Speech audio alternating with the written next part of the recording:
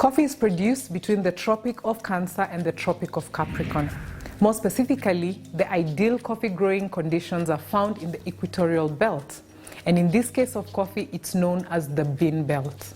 Hence, there's so much variety as a result of different species, terroir, climatic conditions, seasons, altitude, soil, and rainfall, among many other variables that are unique to specific natural endowment.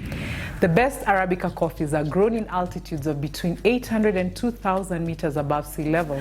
High altitude is good for coffee as it slows down the fruit ripening process, thus building on flavor attributes such as acidity and sweetness of coffee.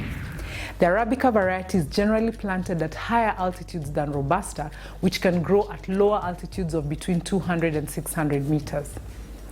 Ideal temperatures for Arabica species are between 15 and 25 degrees Celsius. Because Robusta is hardier than Arabica, it can withstand higher temperatures of between 20 and 30 degrees Celsius. Coffee production happens in two steps: planting and harvesting.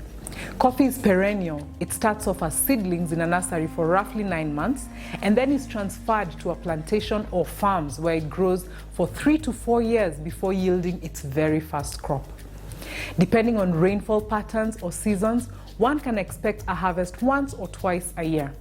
Rainfall affects the flowering of coffee trees. The flowers are white, aromatic coffee flowers or coffee blossom, which precludes the development of cherries on the nodes after the flowers fall off the branches.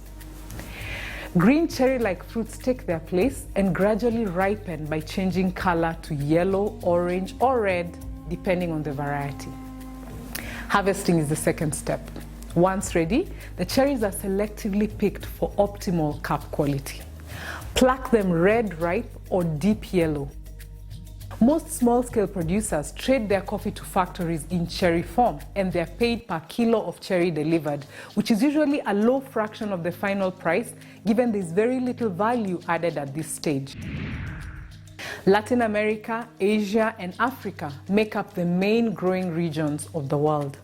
The highest producer of Arabica species of coffee is Brazil, whereas the leading Robusta species producer is Vietnam. Colombia comes in a close third. Here in Africa, the highest producer of coffee is Ethiopia, followed by Uganda. However, Uganda leads in export volumes because Ethiopia consumes approximately 50% of its production locally. Due to the unique variables in every producing region and country, taste profiles have been developed over time that generally speak to the qualities to expect from certain coffees. You will easily hear of Latin American coffees being classified as mild, with light flavors and very balanced. Africa, being the origin of both species, tends to have more range and unique flavors, from the floral and spicy Ethiopian coffees to bright, citrusy and berry-like Kenyan coffees or Tanzanian coffees or heavy-bodied Ugandan coffees. Asian coffees, on the other hand, present bold, syrupy, rich-bodied attributes such as the Sumatras. Depending on the processing methods, some coffees may be termed clean or fruity and winey.